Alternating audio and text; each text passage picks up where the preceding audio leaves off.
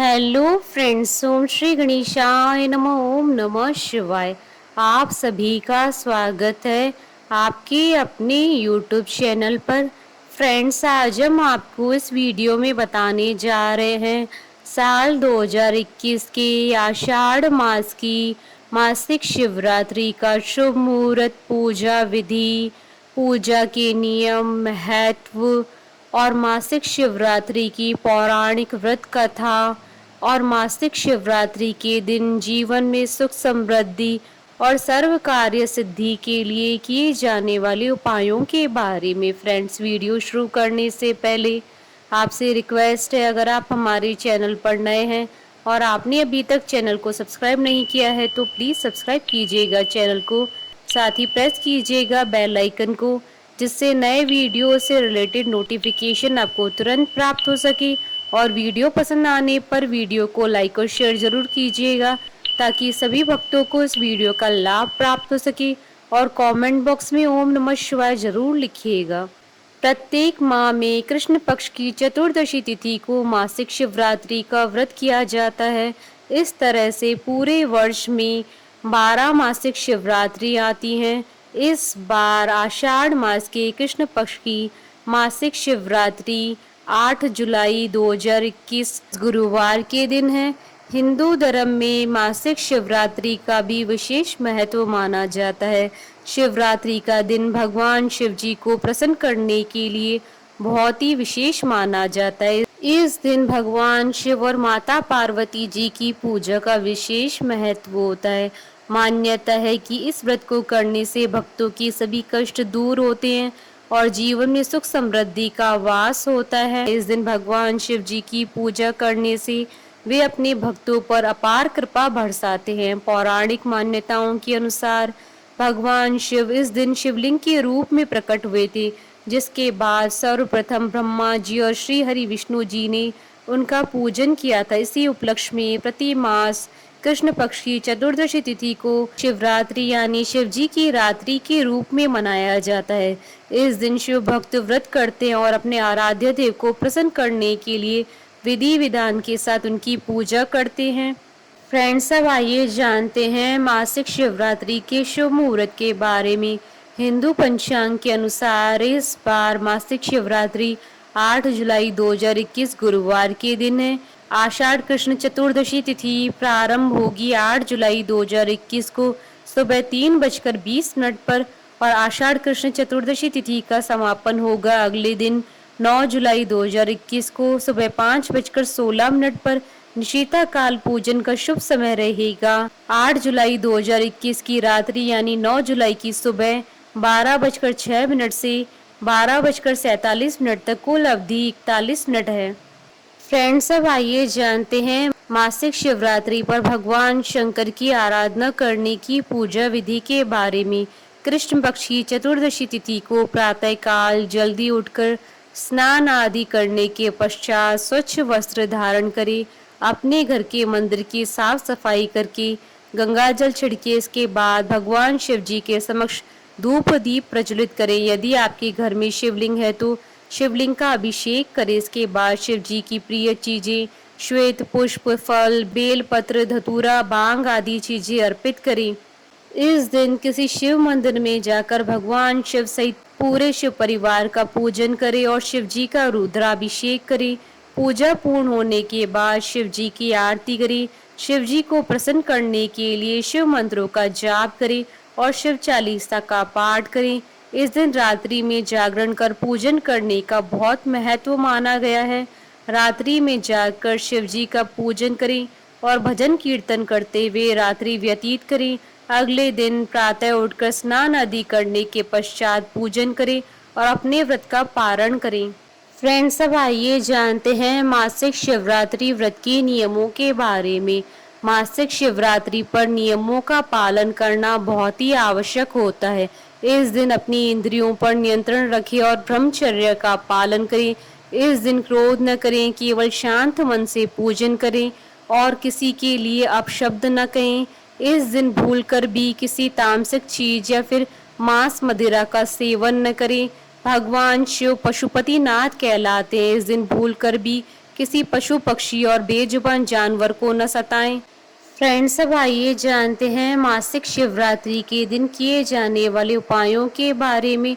Business में सफलता के लिए मासिक शिवरात्रि के दिन शिव चालीसा का पाठ करना चाहिए। शिव चालीसा का पाठ करने के लिए भगवान शिव जी के आगे देसी घी का दीपक जलाएं और वहीं भगवान की तस्वीर के आगे बैठकर शिव चालीसा का पाठ करें। जीवन में तरक्की के लिए मासिक शिवरात्रि के दिन गाय के बछड़े को या बैल को अपने हाथों से हरा चारा खिलाएं। इस दिन शिवलिंग का अभिषेक करने से जीवन की सभी समस्याओं का अंत होता है और साथ ही भगवान शिव जी का आशीर्वाद प्राप्त होता है।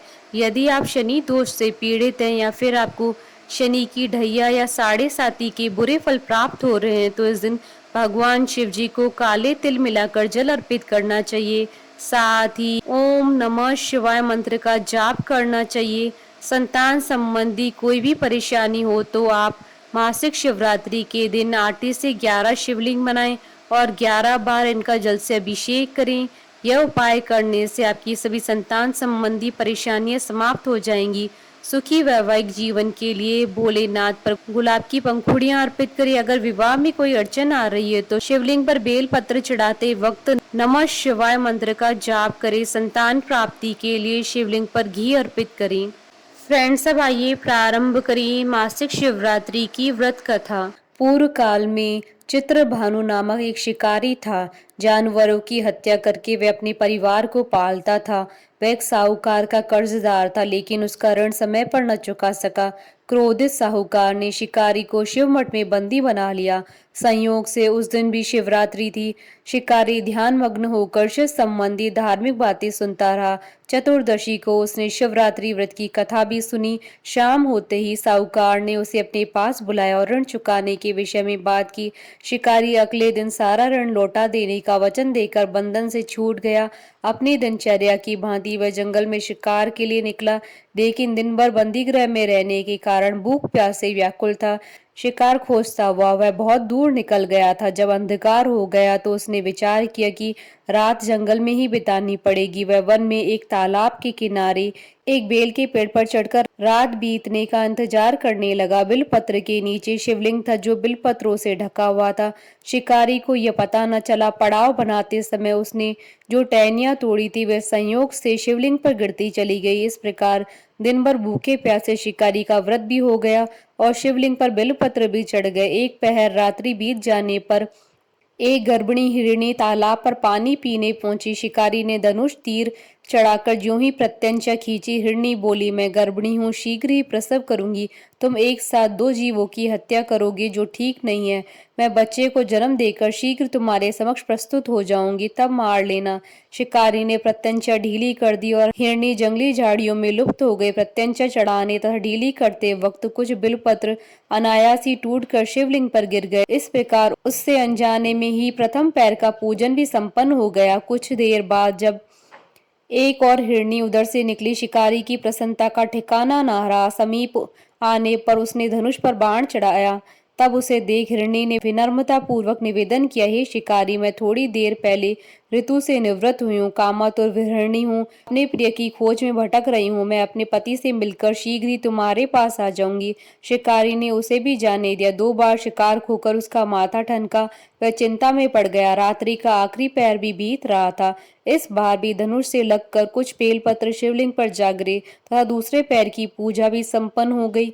तभी एक अन्य हिरणी अपने बच्चों के साथ उधर से निकली। शिकारी के लिए यह स्वर्णिम अवसर था। उसने धनुष पर तीर चढ़ाने में देर न लगाई।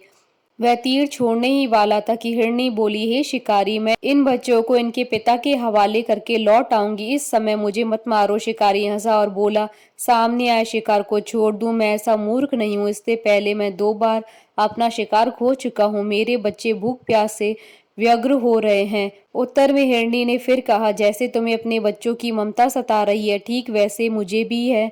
हे शिकारी, मेरा विश्वास करो, मैं इन्हें इनके पिता के पास छोड़कर तुरंत लौटने की प्रतिज्ञा करती हूँ। हिरणी का दुख भरा स्वर सुनकर शिकारी को उस पर दया आ गई। उसने उस मृगी को भी जाने दिया। शिकार के अभाव में तथा भूख प्यासे व्याकुल शिकारी अनजाने में ही बेलपत्र के वृक्ष पर बैठा बेलपत्र तोड़ तोड़ कर नीचे फेंकता जा रहा था। पौ फटने को हो गई और एक एक हष्ट पुष्ट मृग उसी रास्ते पर आ गया। शिकारी ने सोच लिया कि इसका ही शिकार वह अवश्य करेगा। शिकारी की 3 प्रत्यंचा देख मृग विनीत स्वर में बोला, हे शिकारी, यदि तुमने मुझसे पूर्व आने वाली 3 मृगियों तथा छोटे छोटे बच्चों को मार डाला है तो मुझे भी मारने में विलंब न करो, ताकि मुझे उनके वियोग में एक क्षण भी दुख न सहना पड़े। मैं उन हिरनियों का पति हूँ, यदि तुमने उन्हें जीवन दान दिया है तो मुझे भी कुछ क्षण का जीवन देने की कृपा करो। मैं उनसे मिलकर तुम्हारे समक्ष उपस्थित हो जाऊंगा। मृग की बात सुनते ही शिकारी के सामने पूरी रात का घटनाक्रम घूम गया। उसने सारी कथा मृग को सुना दी। तब मृग ने कहा, मेरी तीनों पत्नियां जिस प्रकार प्रतिज्ञाबद्ध होकर गई हैं, मेरी मृत्यु से अपने धर्म का पालन नहीं कर पाएंगी। अतः जैसे तुमने उन्हें विश्वास पात्र मानकर छोड़ा, वैसे ही मुझे भी जाने दो। मैं उन सबके साथ तुम्हारे सामने शीघ्र उपस्थित होता हूँ। शिकारी ने उसे जाने दिया। इस प्रकार सुबह हो गई। उपवास, रात्रि जागरण तथा शिवलिंग पर बेलपत्र चढ़ाने से अनजाने में ही शिवरात्रि की पूजा पूर्ण हो गई। पर अनजाने में ही की हुई पूजन का परिणाम उसे तत्काल मिला। शिकारी का हिंसक हृदय निर्मल हो गया, उसमें भगवत शक्ति का वास हो गया। थोड़ी देर बाद वह मृग सपरिवार शिकारी के समक्ष उपस्थित हो गया, ताकि वह उनका शिकार कर सके। किंतु जंगली पशुओं की ऐसी सत्यता और सात्विकता और सामूहिक प्रेम भावना देखकर शिकारी को बड़ी ग्लानि हुई। उसने मृग परिवार को जीवन दान दे दिया। अनजाने में शिवरात्रि व्रत का पालन करने पर भी शिकारी को मोक्ष की प्राप्ति हुई। जब मृत्यु काल में यमदूत उसके जीव को लेने आए तो शिवगणों ने उन्हें वापस भेज दिया और शिकारी को शिवलोक ले गए। शिवजी की कृपा से ही अपने इस जन्म में राजा चित्रभानु अपने पिछले जन्म को याद रख पाए तथा मासिक शिवरात्रि के महत्व को जानकर अगले जन्म में भी पालन कर पाए। बोलिए भगवान शंकर माता पार्वती जी की जय। हमारे साथ इस वीडियो में अंत तक बने रहने के लिए आपका धन्यवाद। ओम श्री गणेशाय नमः। ओम नमः शिवाय।